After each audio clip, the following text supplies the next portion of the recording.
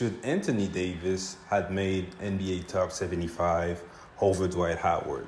So the reason why I'm making this video is because I was on Instagram and there's like this old clip from Stan Van Gundy who was being interviewed, and the subject came up and he had a very interesting take of the Dwight Howard situation, him being snubbed from the All-NBA 75. In my opinion, that was literally disrespect. That was asinine that it didn't make it. It's a few other guys who were snubbed who should have made it, in my opinion, like Tracy McGrady's or maybe Klay Thompson or Manu Ginobili. But the most egregious for me was Dwight Howard. So take a listen to what Stephen Van Gundy had to say. But before I play the clip, please like the video and subscribe to the channel. All-time good Dwight was as a defender. The only two guys you could even talk about in his league at that time were LeBron and Kobe. He was 3 straight years a defensive player of the year, still getting you 20 plus. For him to not be in the top 75, that was just a personality. Anthony Davis is great, but at the time they selected it, you're selecting on the careers they had up to that point. It's not close. You can think a guy is better, that's fine, but you cannot make a case that Anthony Davis had a better career than Dwight Howard. That's absolutely ridiculous. All right, so you heard what Van Gundy had to say, and I 100%, matter of fact, 1,000% agree with what he had to say about this, man, because maybe when it's all said and done, AD will pass Dwight Howard just because of the fact that his numbers going to be better, because he's like in this new league with the numbers of everyone being inflated. He also has more to his offensive games, and who knows, maybe he gets another one with the Lakers and LeBron James. But at the time of the selection, come on, bro. There's literally no comparison. If we do a player versus player, you have Dwight Howard with 1 championship compared to AD's 1. 8 All-Star selections on both sides. 8 All-NBA teams for Dwight to AD's 4. 5 All-Defense to Dwight for AD's 4. 3 Defensive Player of the Year awards in a row, please, to AD's 4.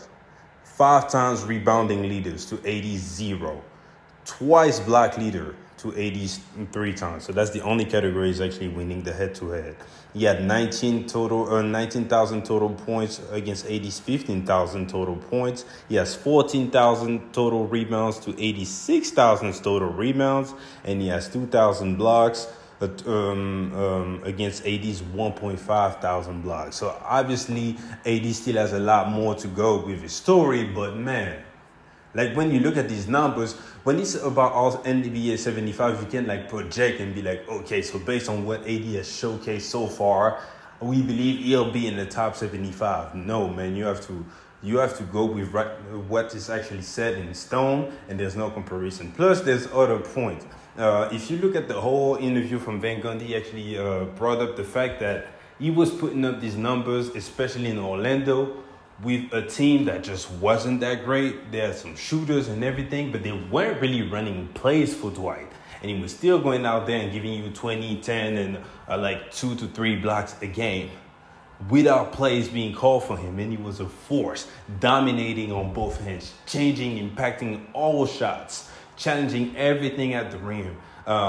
Offensively, the rebounds that he would get when all of his shooters would just put it up and everything and just grab it again, put it back in, or get to the free throw line. He would do all that. When it comes to AD, he has the ability to do that in theory, but if you do not run plays for him, he's just out there drifting around. Especially watching the Lakers these past 2 years, it's so frustrating that it's so many times like you could have, after the game, you could have to come to the broadcast and hear people say, they got to give AD the ball. They got to involve AD. Because if AD doesn't have the ball or is not featured enough, he's not doing nothing for you.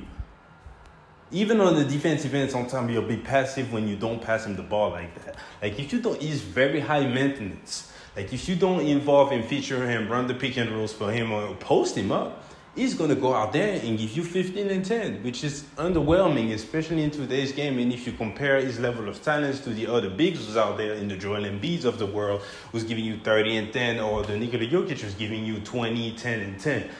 you know, or the Giannis's of the world who's capable of go out there and give you 30 and 10 also. So Dwight, there's just none of that. So maybe if you actually ran plays for Dwight back in the days, his numbers would look even better. Although his post game wasn't amazing, more opportunities, he would just score.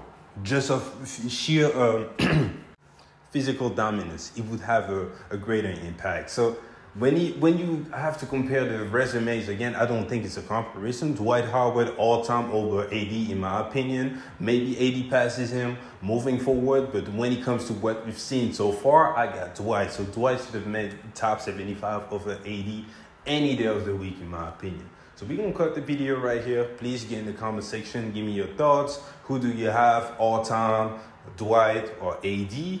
And please like the video, subscribe to the channel. Appreciate you guys for checking me out. I'll see you boys later. Peace.